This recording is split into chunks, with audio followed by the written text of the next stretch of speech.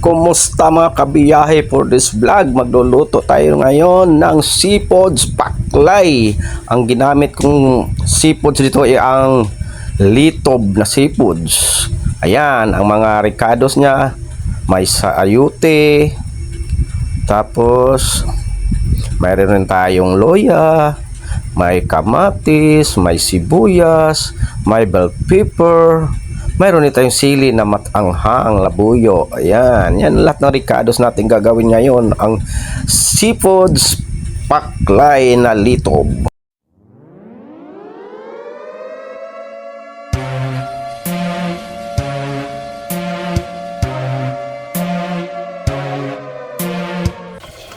Okay, sila natin hiwain ng sibuyas na pahaba lang. Sunod ang kamatis, ganun pa rin. Sunod ang loya, ganun pa rin ang paghiwa, pahaba at pa-cubes. Isunod na natin ang bell pepper, ayan. Sunod-sunod lang. Tapos, isunod natin ang sayute. Ayan, cubes lang natin kasi ang ating seafood ay maliliit naman. Kaya cubes lang natin. Ayan. Ayan lang kasimple ang paghiwa. Okay. Tapos sa sayute, ang ating labuyo na sili naman natin hiwain. Pampaanghang. O ano ba hinihintay nyo mga kabiyahe? Simulan na natin. Unahin natin ang bawang. Pang! Mikos-mikos. Siyempre, isunod natin agad ang sibuyas. Pang! Mga pare ko. Sasarapan natin to mga kabiyahe ko, mga idol ko.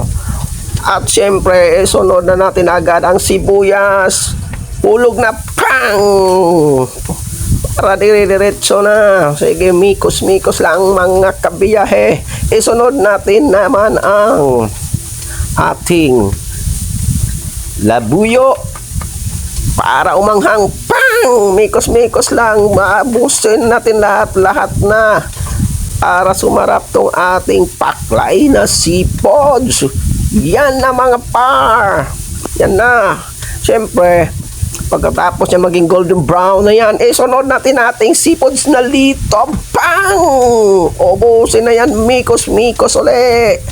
Para sumarap at bumangiw ang ating litob na seafoods paklay. Siyempre, pagkatapos niya ng mikos-mikos, lagyan natin ng tuyo. Pang! Pasok agad. Siyempre, may kulang pa yan. Pagkatapos imikos-mikos, mayroon pa tayong idadagdag pampasarap dyan. Una nating idagdag ng pasarap ang ating Sprite. Pong! Konting Sprite para lalo sumarap. Mikos-mikos, lagyan natin to ng asin. Pang! Grabe na to. Siyempre, lagyan natin yan ng pamintang durog. Pang! Isunod natin ang magic sarap. Pang! Grabe na to.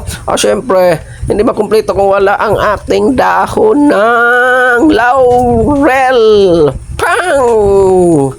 Biyahin na to, mga pranger. Ayan na, minikos-mikos na ating paklay.